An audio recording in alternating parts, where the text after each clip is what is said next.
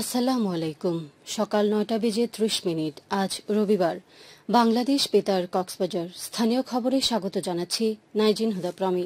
পেকুয়ার মগনামা ঘাট থেকে শুরু করে কুতুবদিয়া দ্বীপ পর্যন্ত প্রায় ৫.৫ কিলোমিটার চ্যানেল পাড়ি দিয়েছে দেশের বিভিন্ন প্রান্ত থেকে আসা ১০ সাঁতারু। গতকাল বাংলাদেশ ওপেন ওয়াটার সুইমিং বোয়ার্সের আয়োজনে এই সাঁতার প্রতিযোগিতা অনুষ্ঠিত হয়।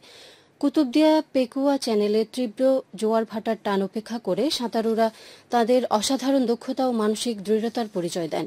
আয়োজকরা জানিয়েছেন, এই আয়োজনের মূল লক্ষ্য হল পানিতে ডুবে মৃত্যুহার কমাতে সচেতনতা তৈরি করা, সাঁতারের প্রতি মানুষের আগ্রহ বাড়ানো, পানি দূষণ রোধ করা ও নদীভিত্তিক পর্যটককে উৎসাহিত করা হয়। সাঁতারুদের মধ্যে ১ ঘণ্টা ৪ মিনিটের সবার আগে গন্তব্যে পৌঁছান ১৮ বছরের তরুণ রাব্বি রহমান। পরে সাঁতারুদের হাতে পুরস্কার তুলে দেওয়া হয়। সেন্ট মার্টিন দ্বীপ সংলগ্ন সমুদ্র এলাকায় কোস্টগার্ডের বিশেষ অভিযানে একটি অবৈধ আর্টিসোনাল ট্রলিং বোট ও থাই জালসহ ১৯ জন জেলেকে আটক করা হয়েছে। গতকাল সন্ধ্যায় কোস্টগার্ডের মিডিয়া কর্মকর্তা লেফটেন্যান্ট কমান্ডার সিয়ামুল হক এক সংবাদ বিজ্ঞপ্তিতে এ তথ্য জানান। তিনি জানান, গোপন সংবাদের ভিত্তিতে শুক্রবার সেন্ট মার্টিনের ছেড়া দ্বীপের দক্ষিণ পশ্চিম সমুদ্র এলাকায় বিশেষ অভিযান পরিচালনা করে কোস্টগার্ড। অভিযানে একটি অবৈধ আর্টিসোনাল ট্রলিং বোট জব্দ করা হয়। পরে বোটটি তল্লাশি করে ১২০০ মিটার থাই জাল ও ১৯ জেলেকে আটক করা হয়। তাদের বিরুদ্ধে সংশ্লিষ্ট ধারায় মামলা করে টেকনাফ মডেল থানায় হস্তান্তর করা হয়েছে। কক্সবাজার সাহিত্য একাডেমির উদ্যোগে জুলাই কাব্যের মোড়ক উন্মোচন করা হয়েছে। গতকাল জেলা গণগ্রন্থাগার মিলনায়তনে আয়োজিত মোড়ক উন্মোচন অনুষ্ঠানে একাডেমির প্রতিষ্ঠাতা ও সভাপতি মোহাম্মদ নুরুল ইসলামে এর সভাপতিত্বে প্রধান অতিথি ছিলেন জেলা শিক্ষা কর্মকর্তা মোহাম্মদ গুলাম মুস্তাফা। অনুষ্ঠানে বক্তারা বলেন, ২৪শে জুলাই অভ্যুত্থান বাংলাদেশের ইতিহাসে এক অনবদ্য সংযোজন। দীপ্তিমান বিজয় নিশান উড়িয়ে ৩৬ দিনের জুলাই আন্দোলন আজ দেশজুড়ে কাব্য, গান, গল্প, উপন্যাসে প্রাসঙ্গিক ও অপ্রয়োজনীয় অনুষঙ্গ।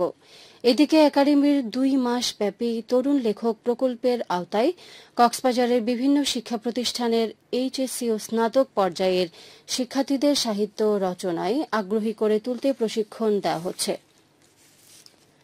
উখিয়া রোহিঙ্গা ক্যাম্পে পৃথক অভিযান চালিয়ে পিস্তল সদৃশ বস্তু, ইয়াবা ও ৮টি সিএনজি গাড়ি জব্দ সহ ৩ জন দুষ্কৃতিকারীকে গ্রেফতার করেছে আর্ম পুলিশ ব্যাটালিয়ন এপিবিএন। গতকাল ১৮ নম্বর রোহিঙ্গা ক্যাম্পে এলাকায় অনুমোদন ছাড়া চলাচলের দায়ে ২টি সিএনজি চালিত গাড়ি জব্দ করা হয়। এর আগে একইভাবে ৫টি সিএনজি গাড়ি ও একটি ইজি বাইক জব্দ করে এপিবিএন পুলিশ। এদিকে ১০ নম্বর রোহিঙ্গা ক্যাম্পে অভিযান চালিয়ে পিস্তল সদৃশ বস্তু সহ ইয়াবা ও নবী হোসেন নামে ২ রোহিঙ্গা দুষ্কৃতিকারীকে গ্রেফতার করা হয়। এছাড়া ৬ নম্বর রোহিঙ্গা ক্যাম্পের মাদক বিরোধী অভিযান চালিয়ে ইয়াবা সহ এক মাদক কারবারিকে আটক করা হয়। ৮ এপিবিএন পুলিশের ভারপ্রাপ্ত অধিনায়ক রিয়াজউদ্দিন আহমেদ এর সত্যতা নিশ্চিত করেছেন। জব্দকৃত সিএনজি গাড়ি পরবর্তী আইনানুগ ব্যবস্থার জন্য শাহপরী হাইওয়ে থানায় ও আটক দুষ্কৃতিকারীকে ইয়াবা সহ উখিয়া থানায় হস্তান্তর করা হয়েছে। উখিয়ায় মোটরসাইকেল দুর্ঘটনায় মোহাম্মদ অজয়া নামক এক রোহিঙ্গা যুবকের প্রাণহানি হয়েছে। এই ঘটনায় আরও একজন গুরুতর আহত হয়। গতকাল বিকেলে টিভি টাওয়ার এলাকায় এই দুর্ঘটনা ঘটে।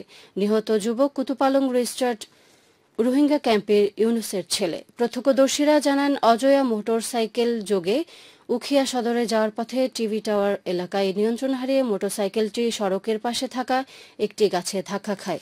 গুরুতর আহত অবস্থায় স্থানীয়রা উদ্ধার করে চিকিৎসার জন্য একটি হাসপাতালে নিয়ে গেলে কর্তব্যরত চিকিৎসক তাকে মৃত ঘোষণা করেন। থানার ভারপ্রাপ্ত কর্মকর্তা জিয়াল হক বিষয়টি নিশ্চিত করে জানান, নিহতের মরদেহ ময়নাতদন্তের জন্য কক্সবাজার সদর হাসপাতালে পাঠানো হয়েছে। আবহাওয়া এখন জানিয়ে দিচ্ছি বাঁকখালী নদীর মোহনা সংলগ্ন এলাকার সামুদ্রিক জোয়ার ভাটার সময়সূচি। আজ জোয়ার শুরু হয়েছে সকাল ৭টা ১৮ মিনিটে, চলবে দুপুর ১২টা ৫১ মিনিট পর্যন্ত। ভাটা শুরু হবে দুপুর ১২টা ৫১ মিনিটে, চলবে সন্ধ্যা ৭টা ১১ মিনিট পর্যন্ত। সবশেষে পর্যটক বার্তা। পর্যটন নগরী কক্সবাজারে আগত ভ্রমণ পিয়াসুদের সাগরে পানিতে নামার পূর্বে সাবধানতা অবলম্বন করার জন্য অনুরোধ করা হচ্ছে। যারা সাঁতারে দক্ষ নন তাদের পানিতে বেশি দূর যাওয়া উচিত নয়। ভাটার সময় স্রোতের সাগরমুখী টান প্রবল হয়, সাগরের গভীরে ভেসে যাওয়া এমনকি প্রাণহানির আশঙ্কা থাকে। সেই সাথে পর্যটকদের স্বাস্থ্যবিধি মেনে চলার পরামর্শ দেওয়া হচ্ছে। খবর শেষ হলো। আমাদের পরবর্তী খবর প্রচারিত হবে আজ দুপুর ২টা বেজে ৩০ মিনিটে।